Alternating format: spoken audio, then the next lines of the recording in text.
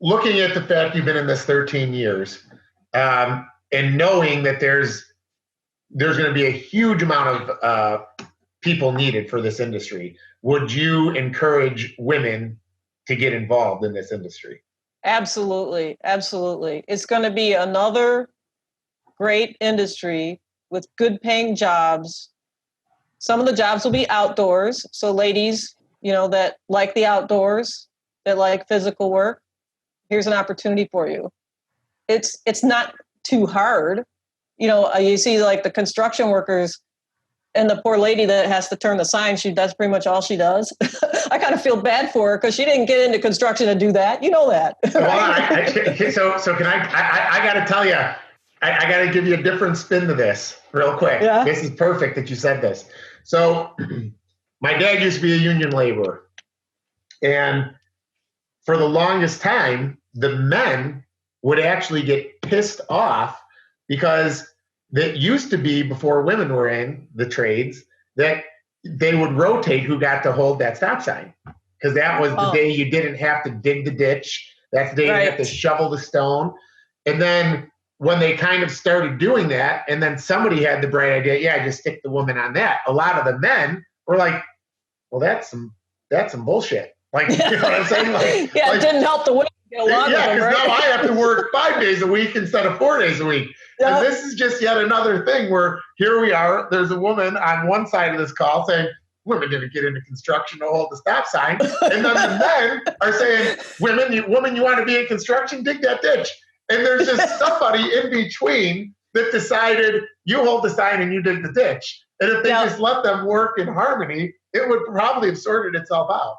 I think you're absolutely right. And I think this industry, I really love that you're the forward-thinking landscaper I was always dreaming about.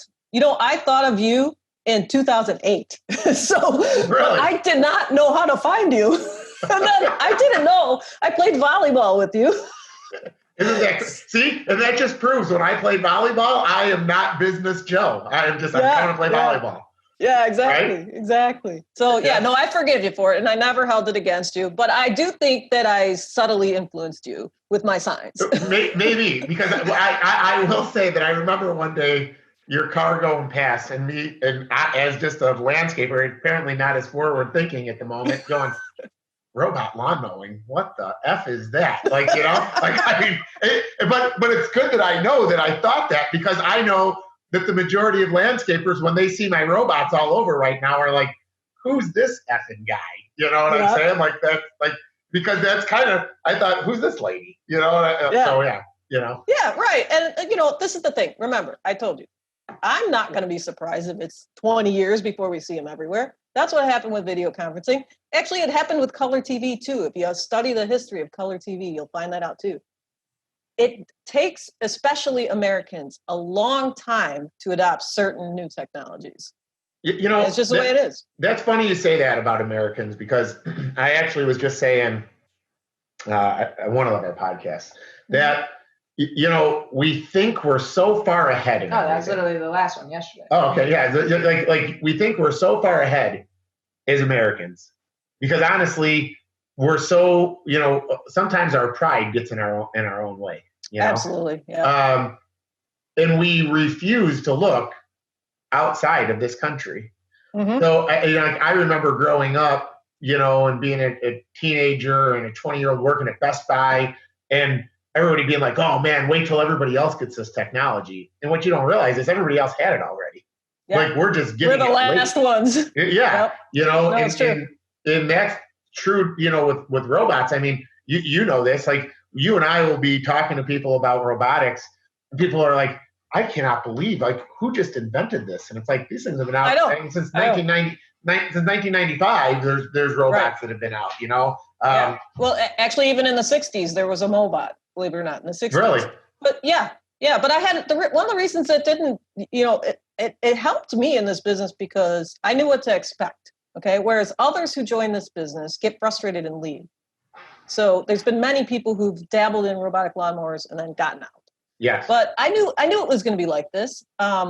It's already proven, because in Europe, there's been, I think they're at 2 million units sold in Europe already. Yeah, that's So absolutely that proves right. it right there. And it follows exactly what the trend we saw at Motorola. I was in charge of deciding what physical hardware went into the cell phones pertaining to what we called multimedia. Because I was that video conferencing expert, I knew a lot of stuff, okay? And video is really the hardest thing to implement because of how much energy it takes to, how much processing there really is, okay? So I had visibility into the different features people wanted in their phones pertaining to multimedia around the world. And remember how I said in the beginning of the podcast, I'm analytical? Well, of course, I get data like that in front of me. I got to connect the dots, right? Yeah. So what did I find out? South Korea, number one, in terms of striving for the most megapixels and the, newest features, absolutely number one. Number two, Japan, other Asian countries. Number three, Europe. Number four, probably 50 other countries. Number five, dead last. Okay. So I went to the UK. One of the things that I accomplished at Motorola was I helped influence the product team to choose the research labs technologies versus external labs technologies. And that actually was one of my big successes. I got a promotion out of it and 1 million units sold. So I could be something I could be proud of. We were on a trip to the UK, and it was really kind of funny because we were pushing to a major communications company called Vodafone over there that, Motorola's got this great technology and, we're going to make you a phone. It's going to have video conferencing, and it was going to have the Motorola Labs, which is the research group, our video conferencing. That's why I was on the trip, was to help influence, the customer to take the technology. And, you go to a pub after, whatever, that's what you do in England. And you were shooting the breeze with people, and they were literally laughing at us about how the phones in America were so different than the phones in Europe. In Europe, they had Nokia phones. They actually had smartphones then. They didn't have video, but they were smartphones. We didn't even know what a smartphone was. Yeah. They had apps on their phones. I mean, so this was 2001. That just shows you the difference, isn't it? Yeah, no, there is a difference. And you always wonder how there's like this like brick wall, or like there's this curtain that somehow gets put across the ocean, that somehow this technology doesn't make it. Like, with TV and news and stuff, it's just, I always wonder how these things are not known about. I mean, I remember I talked to a customer about a robotic lawnmower, and they're like, what just hit me? And I'm like, what? And they're like, do you read a lot? And I said, no, I'm not a big reader. Unlike you, like, I could listen to people talk all day, and that's how I learn is this Mhm. stuff. But they're like, a lot of the books I've been reading lately that are written like in Europe, they're always talking about their robot mowers, and I'm always like, what? And they're like, and now you say there's 2,000 over there, and I realize why. And that's crazy to me, that with all the media and TV, all the TV and the ads and stuff that we even have now, that it took somebody reading about it in a book that an author wrote that's like a fiction book with their robot. It's just weird to me. It's like weird how that stuff filters its way over. It doesn't make sense, but I'm glad you brought up book, because I would have forgot to plug my book. So I do plug have a book on Let's Amazon. hear about it. Because you've got a couple patents too, I think, right? We should talk about those. Yeah, one patent. I got one patent, but that's from my Motorola days. That's too dry to talk about. Let's talk about the book. So why? First of all, what is the book? It's actually about how to install the Ambrosio brand. But I called it Professional Installation Guide. And then, of course, I had to plug the brand. So I say, how to install the world's best robot mower. But why did I write the book? Okay, so we're a very small company. And when my phone rings and somebody has a problem, I mean, it's great that I get an opportunity to sell something to them, right? Be it, a part or possibly a robot. If it's post-sale, that's potentially a drain on my business. Okay. And in the early weeks of selling a robot mower, someone if to a do-it-yourself installer, right? They would be calling, how do I do this? How do I do that? Right? And I was like, I got to do something to eliminate these phone calls. So the main driver behind writing the book, there were two drivers. One was get the phone to stop ringing with support calls. That was number one. And number two was, help out with marketing, get some more stuff out there on the internet. So it's really those two reasons. But I'll tell you, it worked great. Doesn't work with every customer. And I'm really glad you brought that up about, you like to learn this way. And the reason it doesn't work with every customer is because people have different learning styles. Your learning style is more audible, right? You're not the only one. That's why podcasts are so popular, right? Yeah. But my learning style is visual. And it's like so important for me to see it. I often have difficulty retaining the spoken word. It's something I learned about myself. When I went to college, I found it necessary to write down literally everything the professor said, because when I tried to think about it after the fact, it was all jumbled in my head. Wait, did he say this? No, did he say that? And it was driving me nuts. So finally, I was just like, forget it. I'm just going to write down everything he said. And so, we didn't have recording devices then. So I was just scribbling like mad. I could hardly read my notes. So, but it helped me so much. So anyway, you get all types of people. And a do-it-yourself robotic lawnmower, a person who wants to install it themselves, they're already a detail person. So they're not going to call you and even consider installing it themselves if they don't already have that kind of a makeup. And often they're willing to read the book. So I steer them to the book. I say, you get a free copy of the book. I tell them the stuff. And the other key thing I do is I give them certain words and phrases that are critical to a successful installation. Because again, I don't know if they're going to read the book for sure, right? So when I'm on the phone with them, I'll say, they really don't like loose dirt or mud. They just don't work in that. And then they'll send me pictures, and I'll be saying, look, I draw on the pictures and I circle. I say, you need to plant the grass, and it's going to take 6 weeks to get established. You need to put the wire around it so that the robot's not going there while the grass is getting established. So I have these kind of, words and phrases that help. So that's the one I thought of off the top of my head. Through our discussion, I may think of some more. They just tend to come out situationally. So Yeah. the loose dirt or mud is like the A number one. I scare people into that. So. Yeah, no. So listen, I tell everybody that's getting into this, if you don't know how to lay sod, learn how. It's the easiest thing ever. I always tell my people, and I'll expand off that. What's even worse than loose dirt is seed blanket. Seed blanket, you absolutely cannot use with robotic lawnmowers. It's just, it is where they go to die. They get caught. It's like putting a robot in a spider web. That's what seed blanket does. All right. See, you got my brain going now. Yeah. Plastic landscape edging. Okay. A lot of homeowners, they want the robot to do the trimming. Plastic landscape edging is the enemy of robot mowers. So it's like just getting that point across, right? Well, yeah, because that stuff frost heaves, especially in our market. If frost heaves in the winter, the robot comes up to it, it gets caught on it in the summertime. The casters get caught, the robot can't get off, then they're mad at the robot. And honestly, plastic landscape edging looks like crap anyways. I don't even know why. I don't even know how. Some people love it. You're insulting them. Watch out. I just love the plastic landscape edging.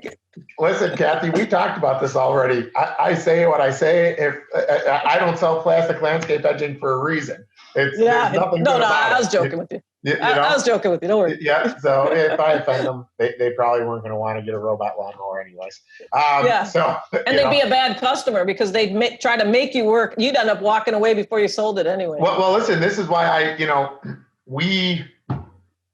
I won't even sell a robot if we don't install it, because what you're saying is true. Yeah. Exactly. The amount of support you need after the fact is absolutely crazy. And one of the things that I bring up to people all the time, because they always think people like you and I are job killers. And what I try to explain to them is, no, we're making a new class of job. We're making a new job class. We say robotic lawn mowing technicians, this is something that when you look it up right now, it doesn't, it has not existed in America anyways. Because there has to be a human element to robotic mowing. Someone has to know how to put it in. Someone has to know how to do it. They don't come out of the box ready to go. Just like a cell phone doesn't. I mean, people don't walk into the store and buy a cell phone and just unwrap it and it automatically is synced to the towers in their name. Somebody is doing something at every Sprint, T-Mobile, whatever. So it's the same type of thing. No, you're absolutely right, and I want to expand on that too. If you look back on history, these types of transitions happened over and over and over again. Okay, does anybody remember the switchboard operator that got replaced by the electronic switch? They show the videos where the ladies plugging things in. Yeah. That doesn't happen anymore. Okay, so that was, way back in history. What about secretaries? They're always typing, right? What do we need a secretary for? Everybody types their own stuff now, right? True. Okay. Yeah. So we could say that, the phone industry was evil, right? You're telling me you don't want phones? Look at all the good that happened from phones. You could say the computer industry, oh, it's evil. Millions of jobs created. You're telling me we don't want computers? Yeah. It's going to be the same. Well, this is one of the things that I've tried to tell people too, talking about industries and shifts in industries. With what we're doing in our industry right now, especially when landscapers adopt this, the biggest thing that I try to tell people is do not ever fall into the trap of, okay, so you're going robotic, so you're going to mow my grass cheaper. Because talking about going back in history, you can go back to the 70s and you could buy a Ford truck for $10,000. And now these trucks are $50,000 to $70,000. And they're more automated now than they ever were on assembly. All these places, all these things that we buy, cell phones, TVs, vehicles, that we spend money on and we don't think twice to spend the money, is automated that industry. And what I always tell people, by those industries automating, what did Ford say? Well, the quality is better. We have more quality control. The robot does it the same way all the time. It torques the bolts the same way. Well, robotic lawn mowing is the same way, same thing. It's, for the first time ever, landscaping is scalable. So your landscape contractor, or if you're a landscape contractor listening to this podcast, you have a specific outcome to expect from the robot you have on that customer's property. So because of that, you're increasing the level of service. You're giving them daily service. It's scalable. You know what to expect. And I don't know if you want to expand on that also from your point of view, but it's the biggest thing I feel like people like you and I need to continue speaking on, so that absolutely people can always afford the automation. Right. Yeah, we both need to do that, and we need to do it more and more. Multiple episodes, whatever it takes, because here's the way I see it: these jobs just shift around. Okay, you put a robot on someone's property, now they're super happy because 1, it's cool. 2, they name it. 3, their lawn's mowed every day. You just made them happy, right? What does a happy customer do? Spends more money with you. Yes, and continues to be your customer. Now let's compare that to the landscaper. Yeah, it's really cool to have your guys driving that big zero turn, making the ruts all over the lawn that the customers hate because their kids are tripping on it and it's filled with water and it's killing their grass. Let's talk about the gas and the oil that's going everywhere. Dead spots, right? And then what? You got to come back and fix that, I assume. I don't know. I'm not a landscaper. You tell me. But, many people get a landscape service because they can just call up and get a landscape service, right? So That's why they get a landscape service. Yes. With a robot mower, they're like, well, my neighbor doesn't have one, and I don't have one, and I don't know. What is this? Is it going to work? It's not going to work on my lawn. They have all these doubts, okay? Yeah. Now, that'll change because eventually, it's a curve, okay?